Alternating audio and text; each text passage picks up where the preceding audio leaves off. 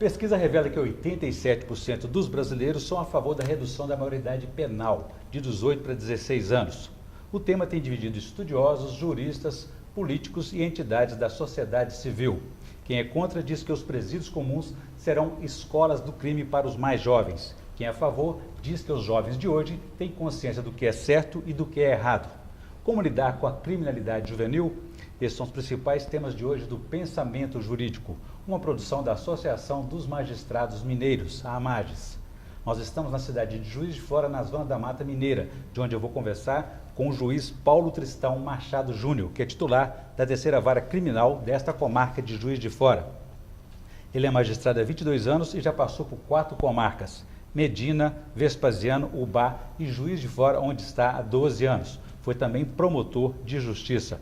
Doutor Paulo, obrigado pela presença aqui no Pensamento Jurídico. Eu que agradeço. Nós teremos também os quadros Pensamento Literário, em que o senhor fará indicações de leitura para os nossos telespectadores no terceiro bloco, e o quadro Pensamento Universitário, em que estudantes me ajudarão a entrevistar alunos da Faculdade de Direito da Universidade Federal aqui de Juiz de Fora. Doutor Paulo, eu adiantei para o senhor aqui a pesquisa feita pelo Datafolha no início do mês, apontando aí que 87% dos brasileiros já estão a favor da redução da maioridade penal. Esse dado basta para mudar a legislação? Não, não basta. Eu entendo que as duas afirmativas estão absolutamente corretas. A primeira, que o menor de 18 anos no Brasil tem consciência do que é certo e do que é errado.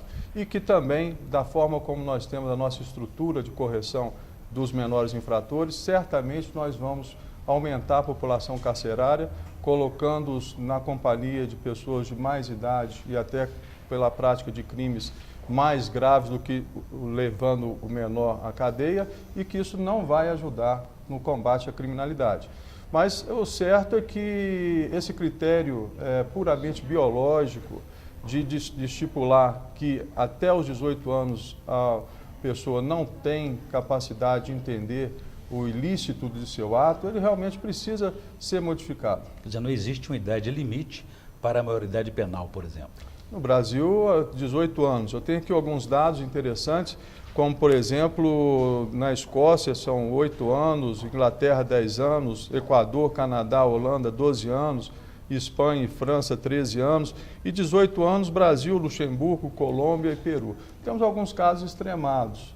Mas como imaginar que alguém com aos 17 anos, 11 meses e 29 dias não tem a capacidade de entender o caráter ilícito do seu ato e um dia depois, logo em seguida, ele passa a ter. Agora, doutor Paulo, avança-se mesmo, apesar dessa polêmica, no Congresso Nacional, a discussão e aprovação desse projeto da redução da maioridade penal. Como é que o senhor avalia isso do ponto de vista da política criminal, do direito penal? Sempre que há um crime de maior repercussão nacional, esse tema volta à tona. E atualmente também está voltando. Ele já foi reprovado pelo Congresso, numa outra oportunidade, que entendeu que se tratava de uma cláusula pétrea e que por isso não poderia ser modificado. Mas os entendimentos estão sendo avançados, modificados, e tudo leva a crer que esse projeto de mudança da Constituição feita pelo Senado tem muita possibilidade de ser aprovado, reduzindo de 18 para 16 anos. Como é que funciona hoje a legislação quando se trata de uma infração de um jovem nessa idade? Ele responde por tudo que é previsto no Código Penal, só que não se diz que praticou um crime, e sim praticou um ato infracional análogo àquele praticado por um maior de 18 anos. E as expectativas quanto a esse menor que pratica um ato infracional completamente diferente do que de um adulto, em que há a pena. E a pena tem os seus objetivos, o caráter educativo, o caráter punitivo, o caráter de recuperação. E no menor só tem basicamente esse de reinserção à sociedade através da recuperação. Não se pensa em punição. Então, imagina-se que alguém que esteja sujeito aos 18 anos a uma pena de 12 a 30 anos, por um homicídio qualificado, aquele que tiver pouco menos de 18 anos esteja sujeito a, no máximo, 3 anos, dependendo também de uma avaliação semestral. Na execução penal tradicional, doutor Paulo, os adultos cumprem pena e, no entanto, saem de lá, às vezes, até pior do que entrou. que pode nos levar a pensar que também encarcerar os jovens, os mais jovens, em 16, 17 anos, poderá fazer melhor a reinserção social deles, a recuperação deles? Realmente, nós estamos atacando a ponta desse processo todo e o problema é muito mais complexo do que simplesmente retirar da sociedade e encarcerar. Mas a sociedade já entende que a simples retirada do seio da comunidade já traz algum alívio à comunidade para que haja uma diminuição do índice de criminalidade. Isso é discutível. O importante seria remodelar a forma como essas pessoas cumprem suas penas, para que saiam realmente recuperados depois da punição, depois de passar por essa aplicação de pena e não volte a delinquir. Simplesmente retirar da sociedade, encarcerar e esperar, nas condições que nós temos atualmente das penitenciárias, esperar que ele retorne à comunidade já plenamente recuperado e que não volte a delinquir é simplesmente improvável. Muito bem. Então, para fazer um intervalo, eu gostaria que no próximo bloco só avaliasse para nós se a questão da responsabilidade penal abrange apenas a questão de homicídio, crimes aí hediondos. A gente volta em instantes.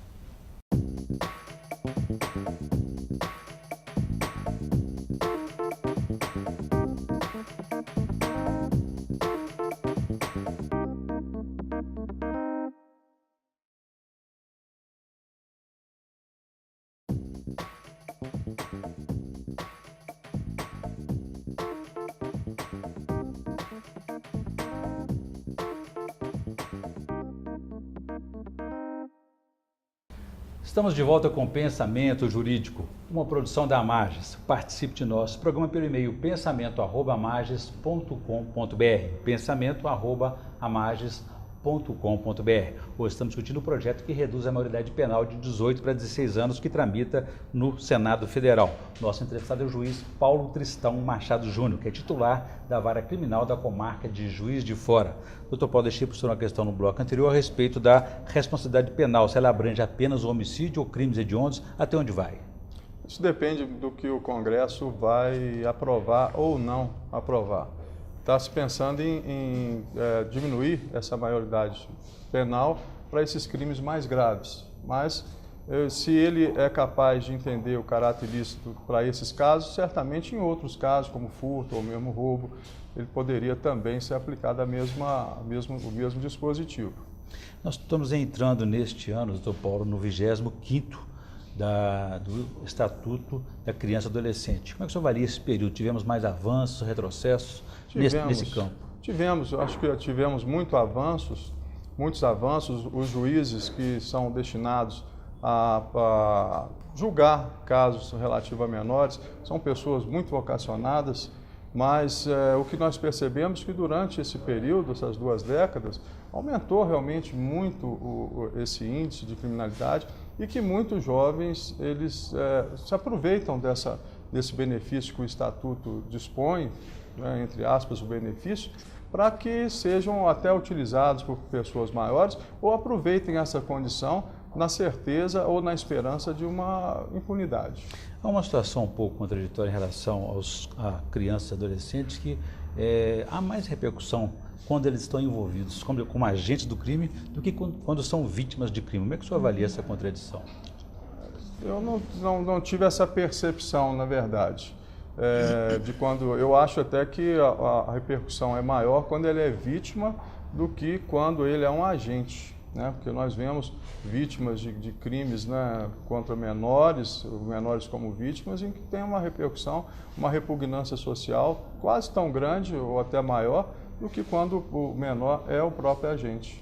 Já existem várias especializadas em julgar os crimes contra as crianças e adolescentes? Já estão instaladas? Aqui em Juiz de Fora não há.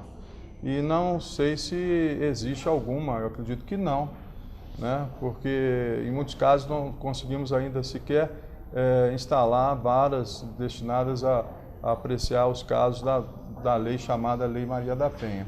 Muito bem. Doutor Paulo, eu vou ampliar o nosso debate, convidando agora os estudantes da Faculdade de Direito da Universidade Federal de Juiz de Fora para ampliar o nosso debate. Por favor, a primeira pergunta.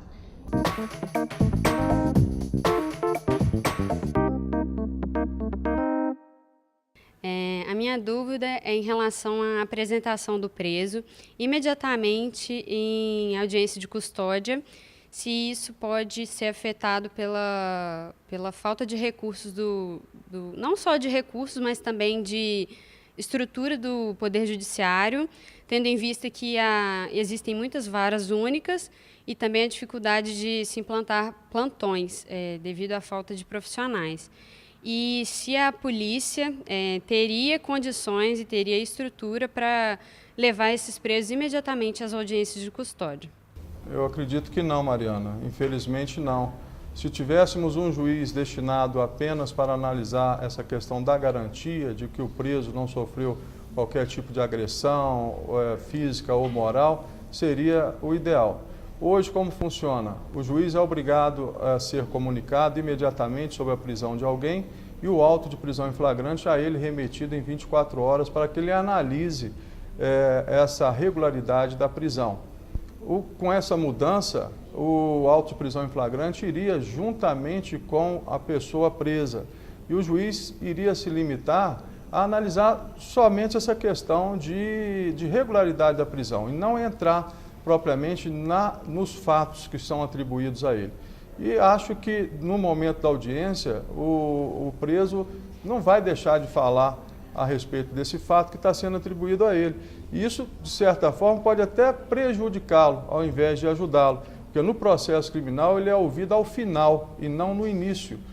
Vamos supor que já nessa audiência de custódia ele resolva confessar. E o juiz certamente vai ficar, de certa forma, afetado ou influenciado por isso e vai conduzir o processo de uma outra forma. Se fosse para fazer essa audiência e aproveitar de alguma forma para oferecimento de denúncia ou quem sabe até de julgá-lo ouvindo as pessoas, as testemunhas, como é em alguns casos de estados americanos, acho que seria mais viável do que essa audiência de custódia. Imagine uma comarca de vara única em que tem apenas uma viatura policial e que tenha que prender e levar para o fórum, um único juiz também. Acho que essa falta de estrutura vai comprometer bastante a eficácia desse projeto. A minha dúvida é que ultimamente vem se questionando muito a redução ou não da maioridade penal.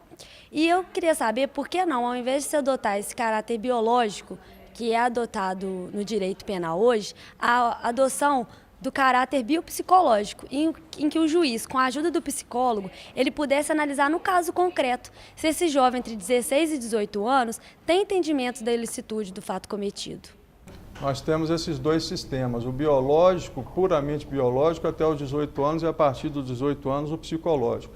Eu acho também que o critério ideal seria aliar esse critério biológico com o critério psicológico para saber se, apesar de menor de 18 anos, ele tem condição de entender o fato errado que está praticando e se comportar de acordo com esse entendimento, e não apenas o critério puramente biológico. Eu gostaria de saber se o repensamento do Estatuto da Criança e do Adolescente seria uma boa forma de haver maior punição sobre os adolescentes, ao invés de criar uma lei que reduzisse a maioridade penal. O ideal, eu penso que seria dar condições para que todas as medidas socioeducativas do Estatuto da Criança e do Adolescente fossem realmente aplicadas com toda eficácia.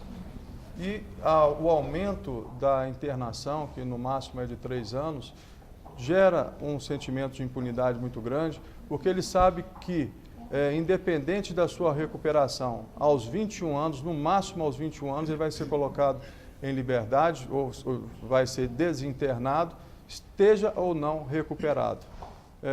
Isso precisa realmente ser mudado. Porque, como eu disse anteriormente, não é justo que alguém que pratique um latrocínio pegue 20 anos com maior de 18 anos e que pegue no máximo 3 anos quando se trata de um menor de 18 anos. E se essa lei realmente for aprovada, será que seria o método mais eficiente para ressocializar o jovem infrator, uma vez que ele estará em convívio com outros maiores, também infratores? Seria, de fato, um erro muito grande inserir um menor de 18 anos, com 16 anos, por exemplo, numa penitenciária com pessoas já cumprindo pena elevada, inclusive. Isso certamente vai contaminar uma pessoa que está ainda em formação e não vai contribuir nada para a redução da criminalidade ou da própria recuperação desse menor. Muito bem. Agradecer então a participação aqui dos estudantes da Faculdade de Direito da Universidade Federal de Juiz de Fora. Doutor Paulo, vou fazer um pequeno intervalo, eu volto no bloco seguinte. Gostaria que o senhor explicasse para a gente a diferença entre a prisão e a medida socioeducativa, os efeitos e alcance que ela pode ter nessa recuperação do jovem infrator. A gente volta em instantes.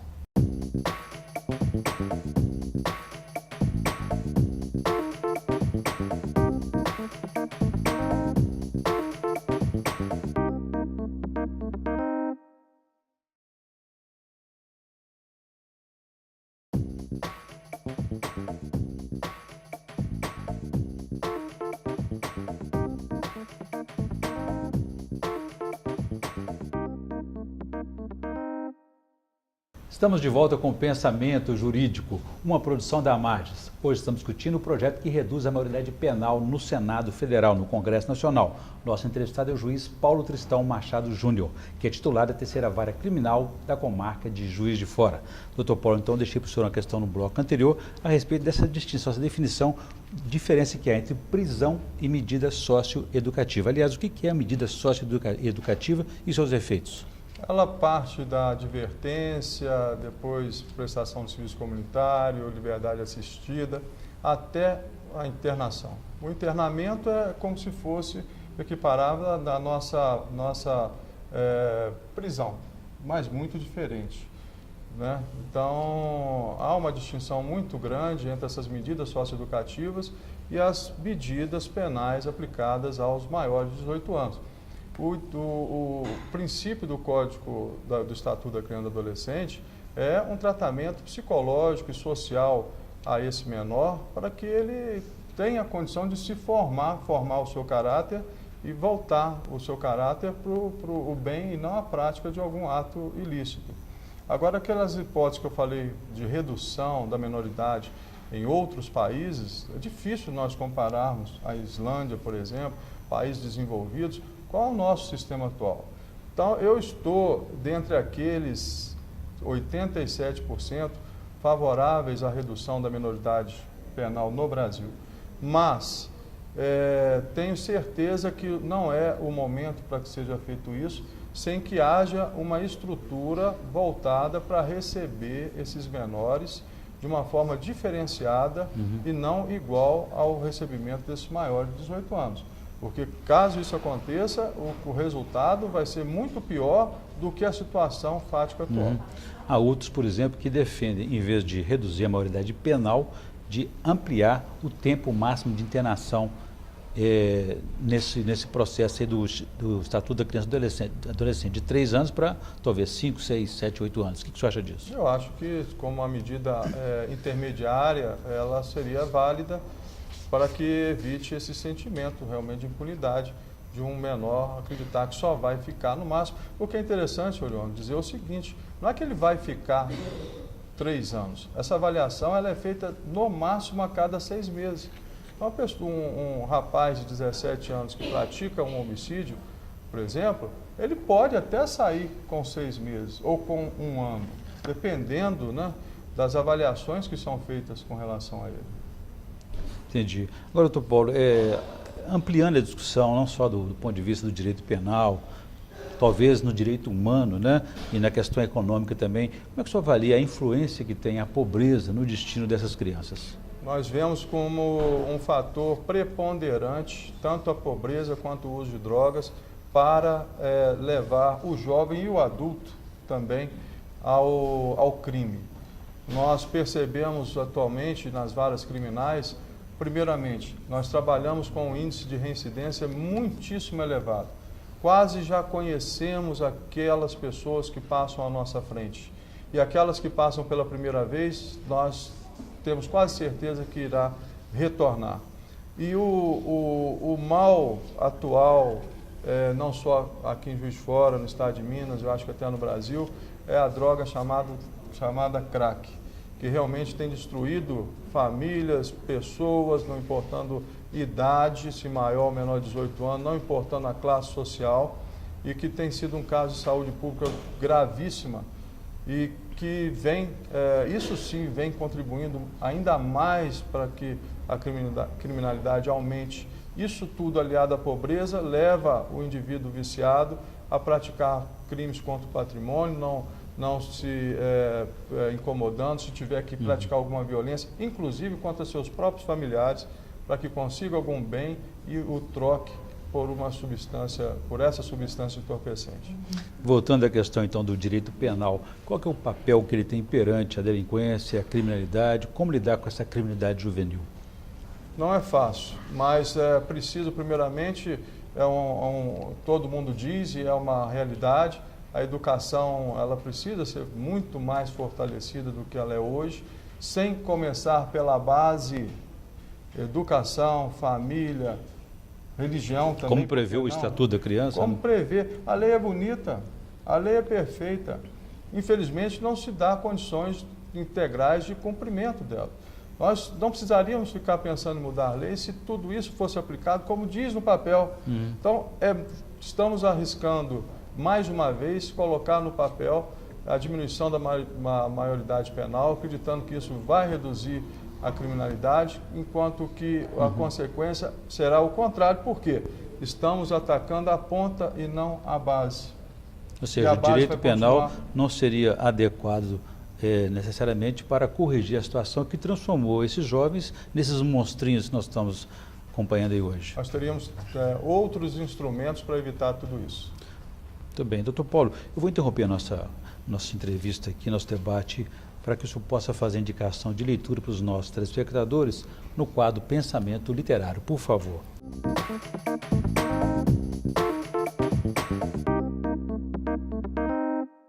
O livro que eu indicaria aos estudantes de direito, aos juízes, que certamente já devem ter lido, promotores, advogados, é um livro bastante interessante do Calamandrei. O título é Eles, os Juízes, Vistos por um Advogado. É muito interessante a visão que tem o advogado do juiz, do que se espera do juiz e, às vezes, entendendo as suas dificuldades, às vezes criticando, mas é um livro que vai enriquecer bastante quem lida no direito. Muito bem. Só para encerrar a nossa entrevista, doutor Paulo, depois dessa boa indicação que o senhor fez aqui, uma última questão para a gente encerrar, só para o senhor avaliar o papel do Estado, o poder público como um todo, que não consegue aplicar totalmente o Estatuto da Criança e do Adolescente e também não dá conta de gerenciar a execução penal dos maiores de 18 anos. Como é que o senhor avalia esse estágio hoje?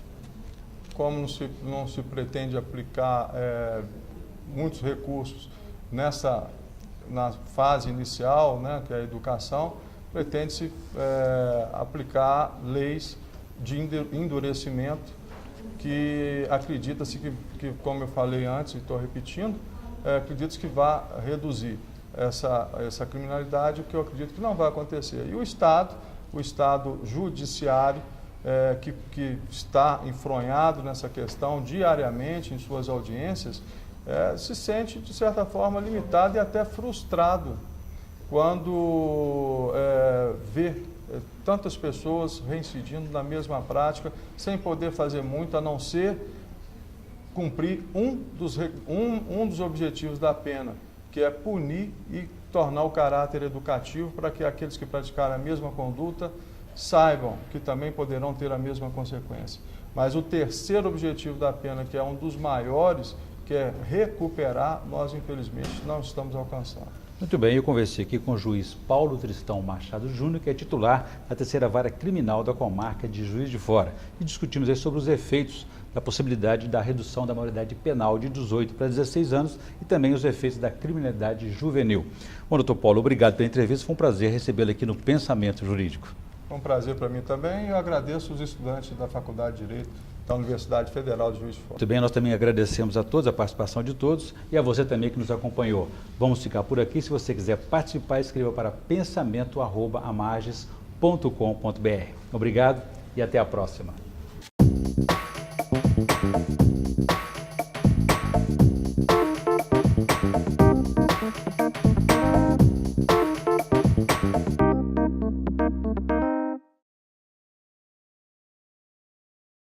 Pesquisa revela que 87% dos brasileiros são a favor da redução da maioridade penal, de 18 para 16 anos. O tema tem dividido especialistas, políticos e entidades da sociedade civil. Quem é contra diz que os presídios comuns serão escolas do crime para os mais jovens. Quem é a favor diz que os jovens de hoje têm consciência do que é certo e do que é errado. Como lidar com a criminalidade juvenil? Este é o principal tema do pensamento jurídico desta semana, numa produção da Amages, aqui na TV Justiça. Não perca!